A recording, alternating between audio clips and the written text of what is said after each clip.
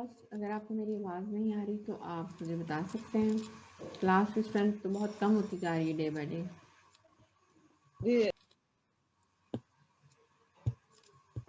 जी ma'am. आपका last lecture होगा, ठीक है। और इसमें ये लास्ट टॉपिक है क्रिस्टोफर सिंबल्स। इसका जो सिंबल है, मतलब इसकी जो रिप्रेजेंटेशन जो है वो ये गैमा, ये कैपिटल गैमा हम इसको कहते हैं, ठीक है। और ये एल जैसे मिटा दिया जाए इस तरह से इसका सिंबल है। और इसमें सुपरस्क्रिप्ट इसका के है और सबस्क्रिप्ट इसके आई जे हैं, ठीक है। इसको कैलकुलेट करने के दो मेथड हैं और आप इनमें से कोई भी चूज़ कर सकते हैं, लेकिन जनरली जो है हर जगह पे वो ये सिग्मा जो सेकंड मेथड है ना, यही यूज़ किया गया है। तो फर्स्ट मेथड में भी ये हो सकता है कि आपके पास कोई भी आर सरफेस गिवन है और आप उसके डेरिवेटिव्स लें और उसका एक मैट्रिक टेंसर बनाएं, उसका इन्वर्स लें और वैल्यूज इसके अंदर रखें। वो भी कैलकुलेशन सिंपल है।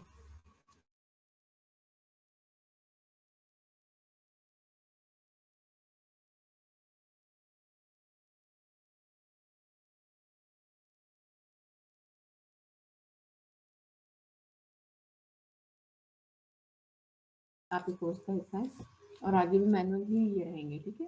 वो जो ऑनलाइन आप लोग सॉफ्टवेयर को यूज़ करके मैथमेटिका वगैरह उसमें भी ये कैलकुलेट किए जा सकते हैं, लेकिन उनमें फिलहाल हम तो सिंपल चीज़ें डिस्कस कर रहे हैं ना। लेकिन जब आप कॉस्मोलॉजी में, जनरल रिलेटिविटी में हाई डायमेंशन में चीज़ें लेंगे, डिस्कशंस होंगी, तो वहाँ पे फिर ज़रूरत पड़ेगी कि कोई टूल मिल जाए जिसकी हेल्प से इसे फाइंड आउट किया जा सकता हो।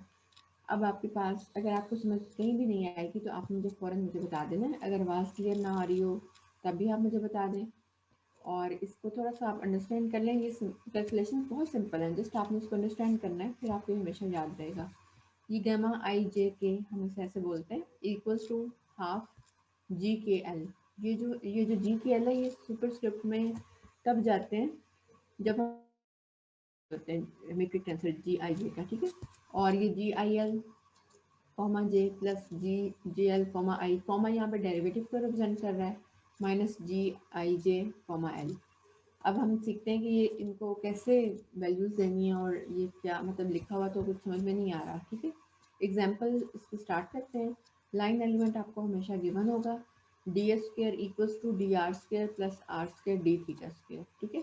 इसमें दो वेरिएबल्स इन्वॉल्व हो रहे हैं, एक तो आर है और एक थीटा है। और आर को हम लोग 1 का नाम दे देते हैं और थीटा को हम लोग 2 कह देते हैं।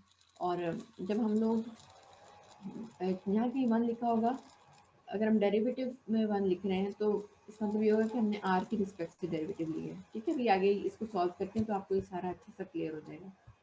अब जी इसका जो मैट्रिक, अगर आपके पास लाइन एलिमेंट गिवन हो तो आप मैट्रिक आंसर कैसे बनाते हैं, उसके जो कोएफिशिएंट्स होते हैं ना, डी आर स्क्वायर के या डी थीटा स्क्वायर के, इनको आप डायगोनल्स में लिख लेते हैं 1 एंड आर स्क्वायर, ठीक है। इसी तरह अगर ये 3 क्रॉस 3 बनता होता, मैं आपको ये बताती हूँ। ये देखें D S square and D square equals to D R square plus R square D theta square plus D Z square, ठीक है।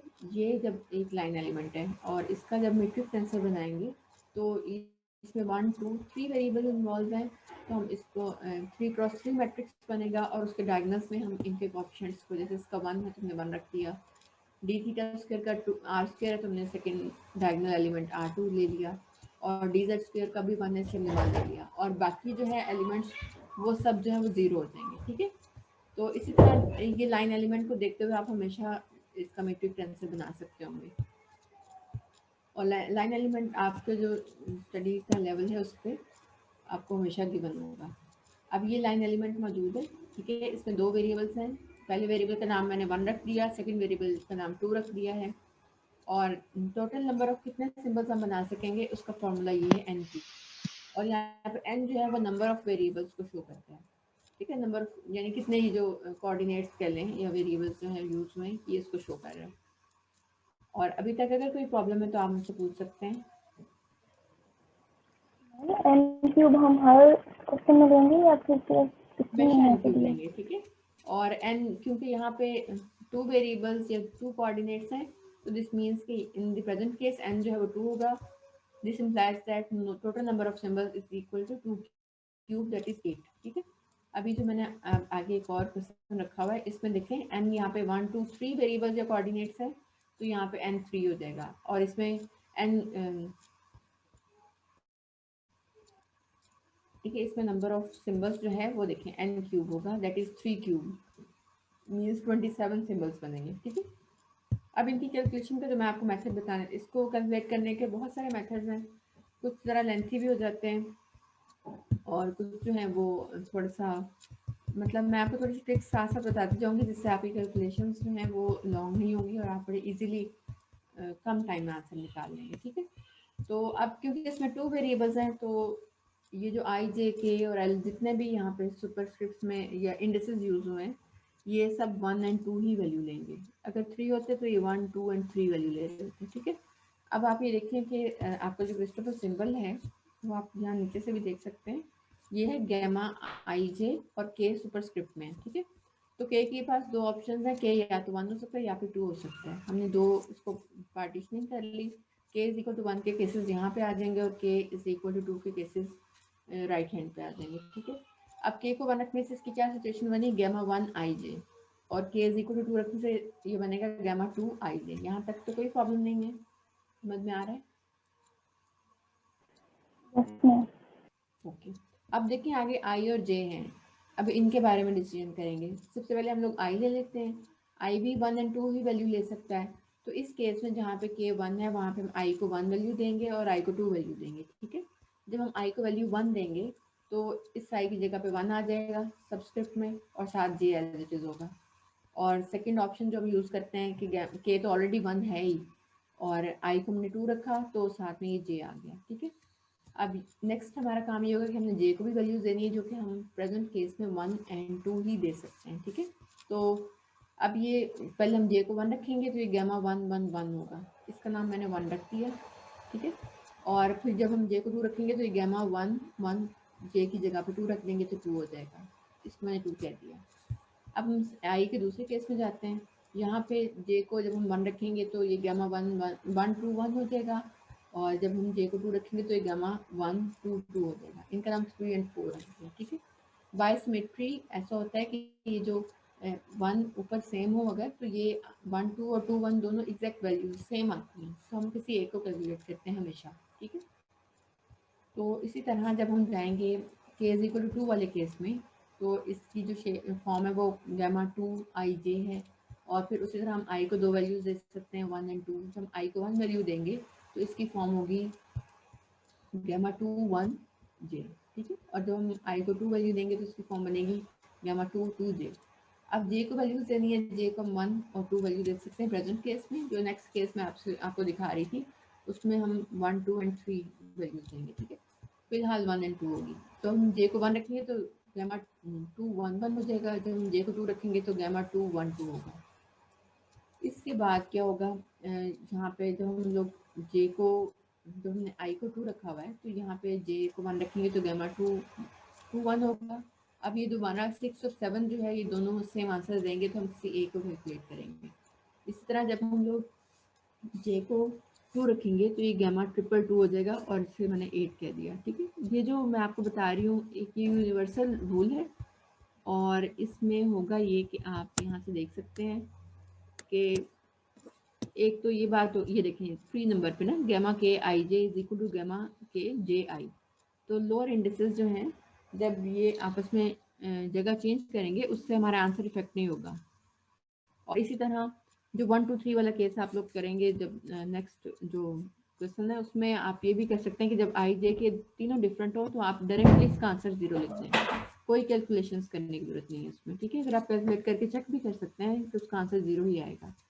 और इसके लिए जो रूल है 1/2, ये मैंने इसे कंप्लीट नहीं लिखा क्योंकि इसको अप्लाई करना से ज़्यादा बेहतर है जल्दी हम इसको कैलकुलेट कर लेते हैं, तो वो आप लोग इसको थोड़ा सा गो थ्रू हो जाए तो फिर आप डिसाइड कर लें आप इसको यूज़ करना चाहते हैं कि नहीं चाहते।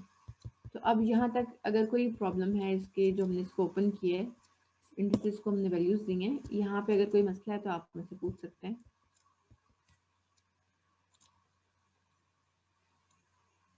जी क्लास में कोई प्रॉब्लम तो नहीं है, हम आगे चलें, नेक्स्ट पढ़ें। जी मैम। जी मैम। Okay good. अभी gamma I J K 1/2 G K N G I L comma J plus G J L comma I minus G I J comma L, ये इसकी होगी फॉर्मूला हो गया। ठीक है, अब हम लोग 1 पे जाते हैं और 1 में हमने के को 1 रखा हुआ है। ठीक है, इसमें अगर हम के को 1 रखें तो इसकी फॉर्म क्या बनेगी, 1/2 जी 1 एल जी 1 एल। ओके, हम इसमें क्या कर रहे हैं कि हम इसको, ठीक है, सिर्फ के को 1 रखा है और हमने किसी चीज़ को आई और जे को भी रख रहे हैं यहाँ पे, इसलिए हम इस वाली लाइन को स्किप करके नीचे चले जाते हैं और हम क्या करते हैं कि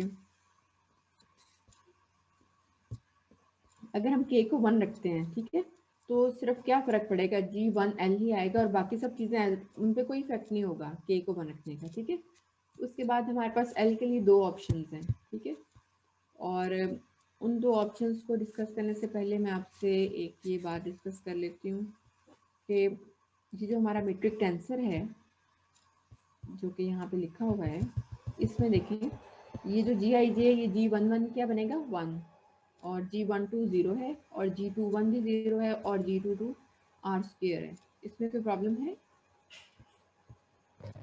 नो मैम। मैम। ठीक है, ये जस्ट आपको भी थोड़ा सा लग रहा होगा मुश्किल, लेकिन मुश्किल नहीं है, ये आप बस इसको समझ लें एक दफ़ा तो फिर ये बहुत ईजी हो जाएगा। ये देखें G11 1 लिख दिया, G22 R² आपको मैंने अभी शो किया है और G12 और G21 दोनों 0 हैं। ठीक है, इसी तरह अगर हम इसको देखें दोबारा उसी मैट्रिक्स को, उसके इन्वर्स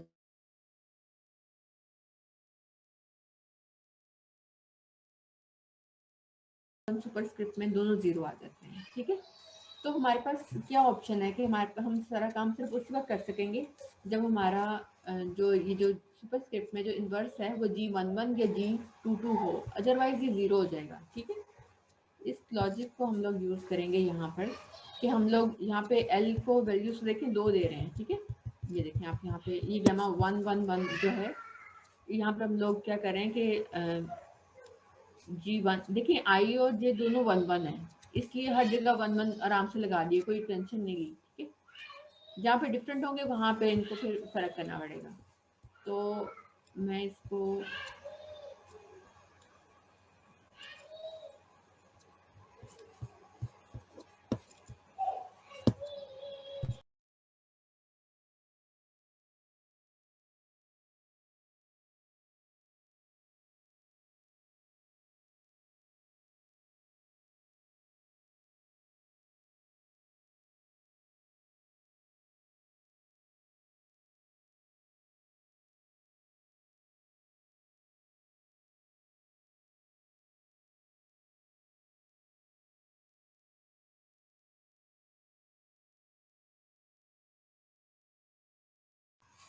ओके, अच्छा जी, अब हमारे पास 2 ऑप्शंस हैं, हम 2 तरह से काम कर सकते हैं। एक काम तो ये हमने किया, हमें पता है कि यहाँ पे आई और जे दोनों की वैल्यूज 1 1 है, तो थ्रू आउट हमने ये 1 1 लगा दिया और यहाँ तक तो कोई प्रॉब्लम नहीं है ना। हमने यहाँ पे सिर्फ के को 1 वैल्यू दी है, वहाँ पे जो इफेक्ट आ रहा था G1L हमने यहाँ शो कर दिया और बाकी हर जगह हमने आई जे, क्योंकि दोनों 1 थे इसलिए 1 1 लिख दिया पहले से ही, अदरवाइज हम उसको भी सोच के लिखेंगे, वो भी मैं आपको आगे डिस्क्राइब करती हूँ। अब इसके बाद क्या होगा कि हमारे पास सब वैल्यूज आ चुकी हुई हैं, सिर्फ एल की वैल्यूज नहीं है। ठीक है, और एल कौन सी वैल्यूज ले सकता है 1 और 2। अब ये देखें कि जी जब हमने एल को 1 रखा तो वहाँ ये वैल्यूज आ गई। ठीक है, और ये जो ब्रैकेट के बाहर G11 इन्वर्स का जो एलिमेंट है ये मौजूद है। इसी तरह प्लस साइन लगाएंगे, एल को 2 रखेंगे, ये सारी वैल्यूज कैलकुलेट करने की ज़रूरत हमें नहीं पड़ेगी क्योंकि हम यहाँ से डिसीजन ले लेंगे। G12 जो हमने यहाँ पे लिया हुआ है, जिसमें ये इन्वर्स का एलिमेंट है ना, तो हमें पता है कि G12 चाहे सुपरस्क्रिप्ट में हो चाहे सबस्क्रिप्ट में हो, दोनों केसेस में इसके आंसर 0 हैं। तो दिस मीन्स कि पूरी टर्म ही 0 हो जाएगी। ये बात आपको क्लियर होगी?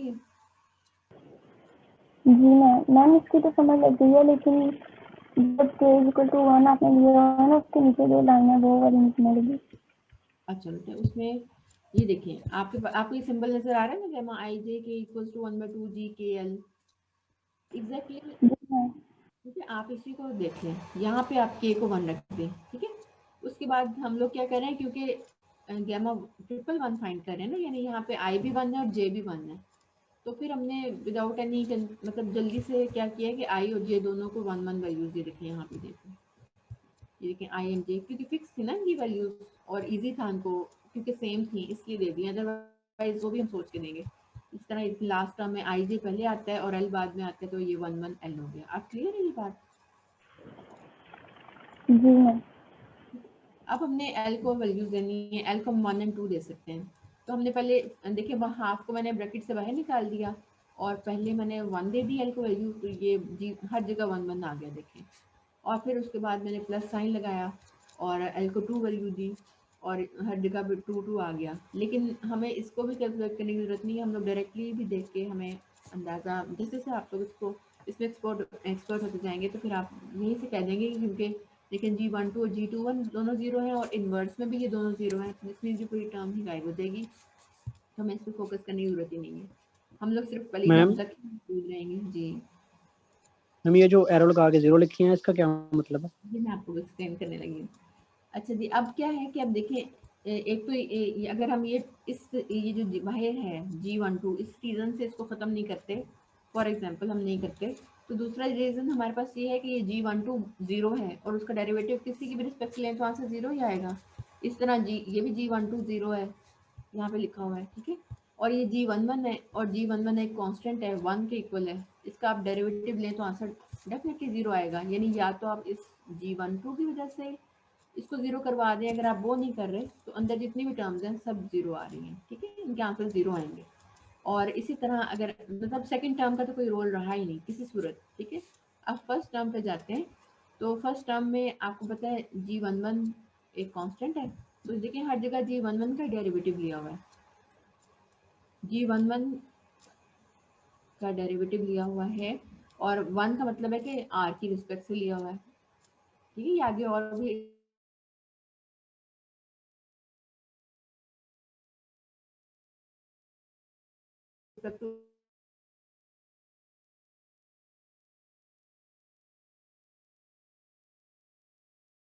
हो गया।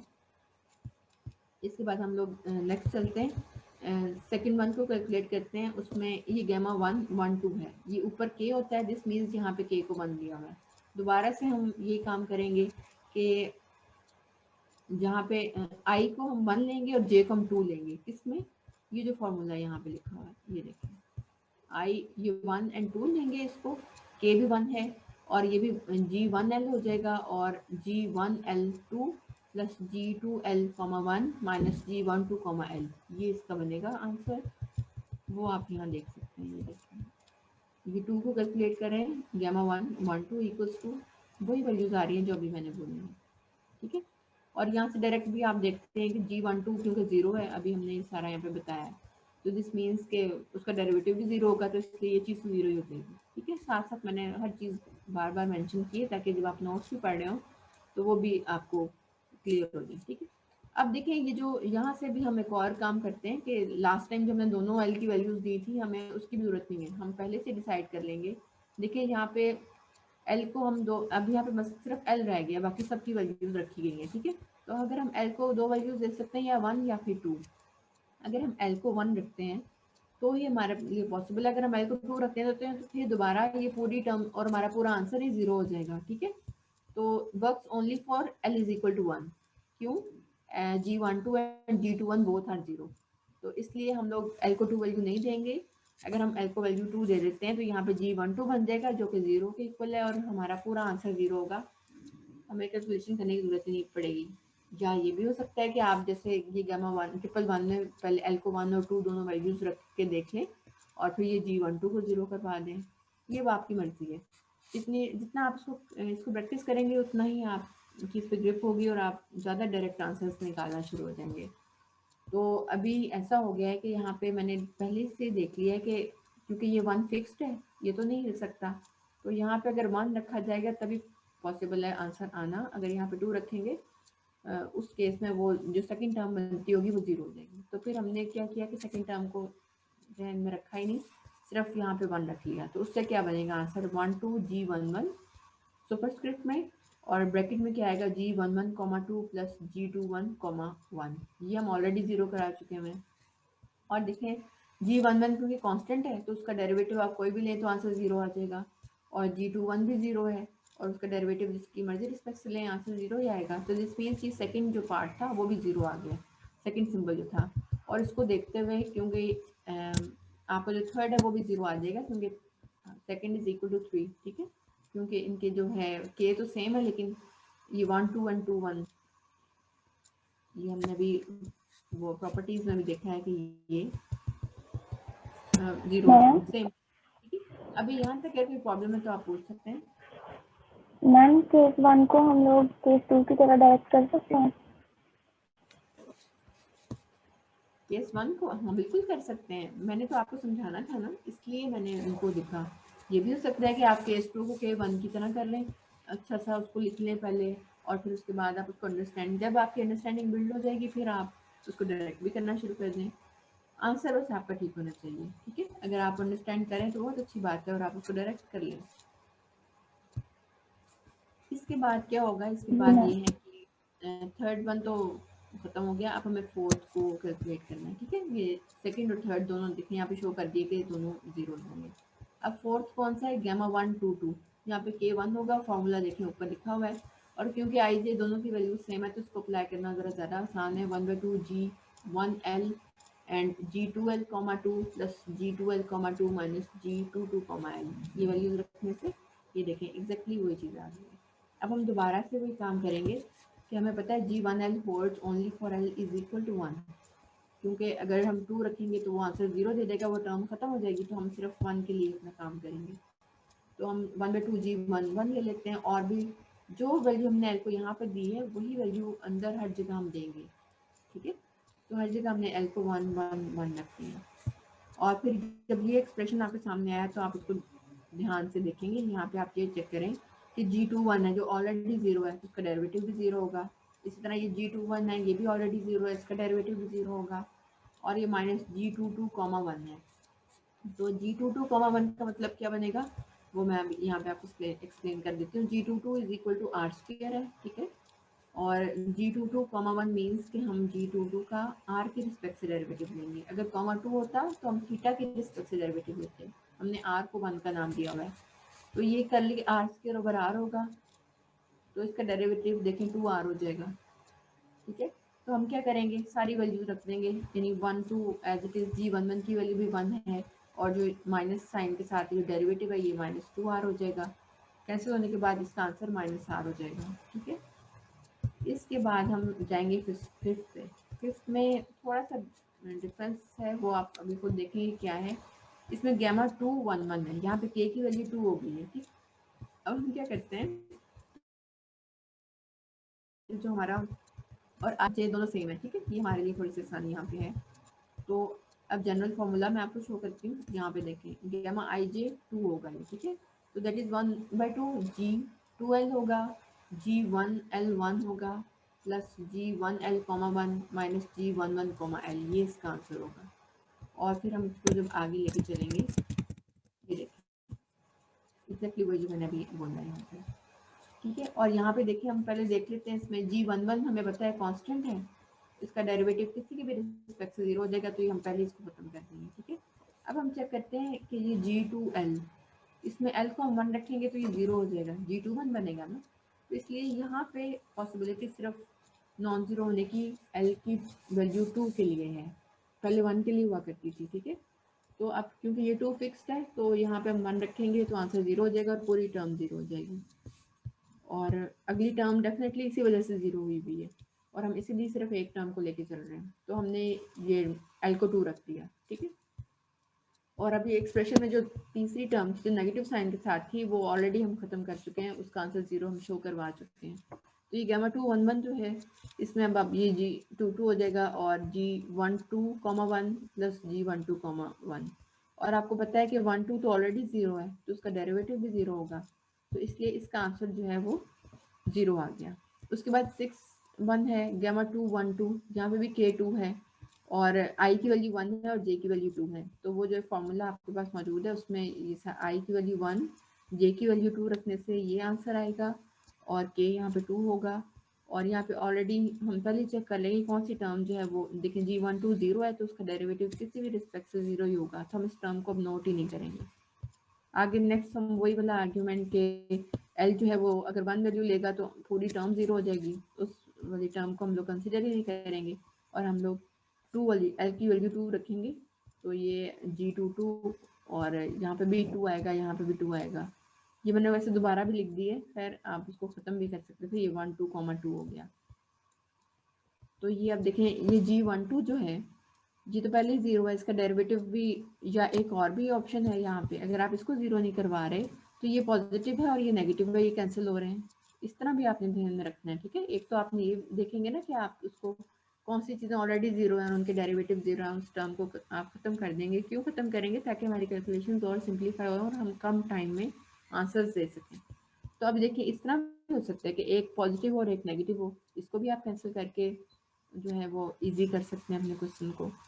अब देखें यहाँ पर कि सिर्फ ये G22, 1 रह गया है, ठीक है। G22 मीन्स क्या होगा, G22 है R², ठीक है। और भी हमने इसको ऊपर कैलकुलेट किया है, यहाँ पर इसको आप दोबारा भी देख सकते हैं।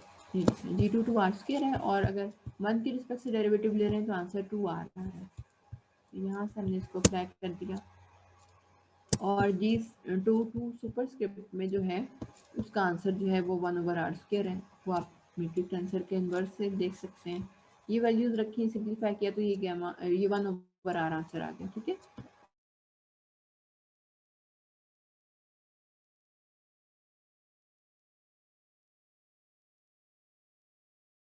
होगा अब आप एक्चुअल फार्मूला से भी देख सकते हैं कि यहाँ पर हर जगह आप 2 लिख देंगे, सिर्फ एल को छोड़ देंगे, ठीक है। उससे फिर इसका आंसर बनेगा क्या, वो आप यहाँ पे देखेंगे।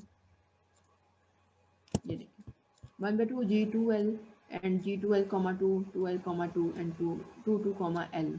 और L हम 1 नहीं रखेंगे क्योंकि 1 रखने से, रखेंगे तो सही, वैसे हम लोग पहले 1 रखेंगे, प्लस का साइन लगाएंगे, फिर 2 रखेंगे, लेकिन 1 जब हम रखेंगे तो वो 0 हो जाएगा और सारे को 0 कर देगा, जैसे हमने फर्स्ट केस में किया हुआ था, ठीक है। अब हम इसको, आप इसको देख सकते हैं, इसका L को 2 रखने से क्या इफेक्ट आ रहा है। ये देखिए L को 2 रख दिया और ये सारी वैल्यूज आ गई G22 2 प्लस ये देखिए एक पॉजिटिव आ गया, एक नेगेटिव आ गया, इसको कैंसिल कर दिया कैलकुलेशंस करने से पहले ही। और फिर ये 2 था, दिस मीन्स थीटा के रिस्पेक्ट से डेरिवेटिव होगा, तो करली R² में करली थीटा हो जाएगा। और G22 सुपरस्क्रिप्ट में 1/R² इसकी वैल्यू बनती है, तो ये भी 0 हो जाएगा। यहाँ तक आपको सारे क्रिस्टोफर सिंबल्स कैलकुलेट हो गए। और अब नेक्स्ट जो है, ये मैंने आपके लिए एक्सरसाइज रखी है, इसमें लाइन एलिमेंट आपको मैंने दे दिया और हम यहाँ पे 3 वेरिएबल्स R, थीटा और Z हैं। R को हम लोग 1 लेंगे, थीटा को 2 रखेंगे और Z को 3 का नाम देंगे। और इसका मैट्रिक्स आंसर देखें, सारों के कोएफिशिएंट्स को डायगोनल्स में लिख दिया।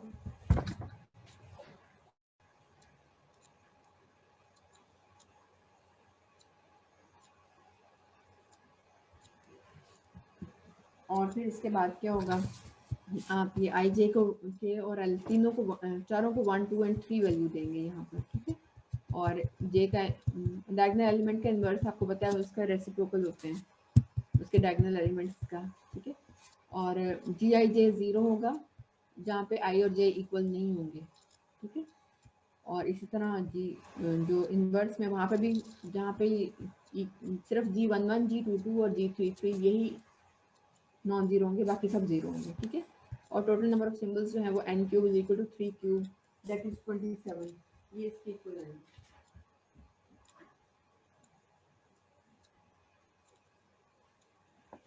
तो ये आपका जो लेक्चर है आपका यहाँ पे ख़त्म हो गया।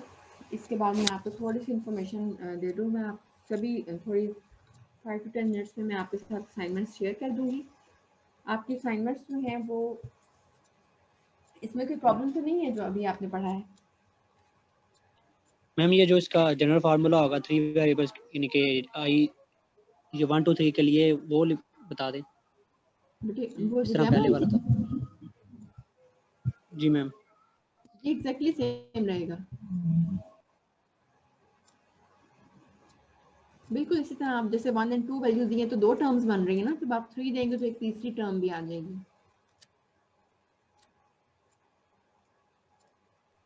ठीक है मैम। या आप ये भी कर सकते हैं कि आपको मैंने बता दिया है कि G11 और G22 और G33 सिर्फ नॉन जीरो होंगे, बाकी सारे जीरो होंगे। तो जैसा कि हम पहले से यहाँ पे अंदाज़ा लगा लेते हैं कि ये K अगर 1 है तो फिर L की वैल्यू सिर्फ 1 ही काम करेगी, बाकी सारी जीरो कर देंगी, तो हमें आगे जाने की जरूरत ही नहीं है। अगर K 2 है फॉर एग्जाम्पल, तो फिर हम क्या कर रहे थे, हम L को 2 ले रहे थे और बाकी सारे केसेस हम साइड पे कर देते थे कि उसको कैलकुलेशन करने की जरूरत ही नहीं है। इस तरह अगर K की वैल्यू 3 आ रही है, देखिए ना ये 1 वाला केस है ना, नेक्स्ट पेज पे आप देखें 2 वाला केस भी मिल जाएगा। ये देखिए K2 है तो हमने क्या कहा था कि हम L को 2 रखेंगे क्योंकि बाकी सारी वैल्यूज जीरो हैं। G22 सिर्फ नॉन जीरो होगी जो बाहर आती है इनवर्स में। जब हम K को 3 रखेंगे तो फिर ये इसकी जो वैल्यू है वो G3 एंड 3 ही होना चाहिए, अदरवाइज जीरो हो जाएगा। आप इसको जो मैंने आपको एक्सरसाइज में क्वेश्चन दिया ना, आप इसको करने की कोशिश करें। लेक्चर ये आपका मतलब कोर्स का आखिरी है, लेकिन क्लास तो आपकी होगी ना, मैं क्लास में आप कल मुझसे डिस्कस करें क्लास में जो भी इश्यूज होंगे, ठीक है। Okay ma'am. मैम असाइनमेंट्स के टॉपिक भी आपने अभी तक असाइन नहीं किए?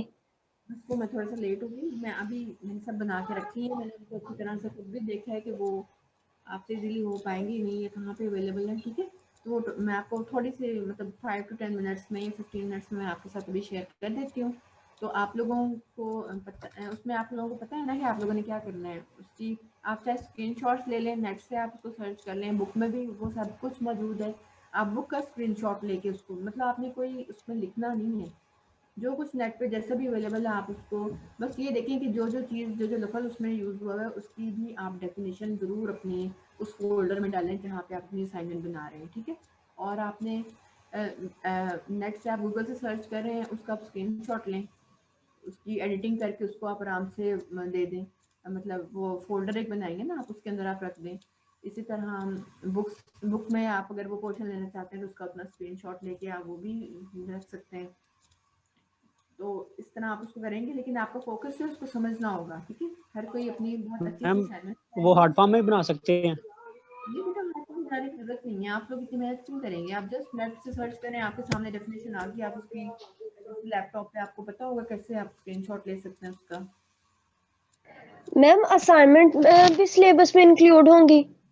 बेटा असाइनमेंट्स तो मैं बता रही हूँ आपको, ये जब आप सब लोग अपनी असाइनमेंट्स मुझे जमा करा देंगे ना, आप आपस में इनको शेयर करें और आपस में एक दूसरे के साथ डिस्कस करें, तो उसके बाद एक दिन जो है मैं ग्रुप्स के सब लोगों को बुला के ना, तो मैं आपके साथ ये डिस्कस करूंगी।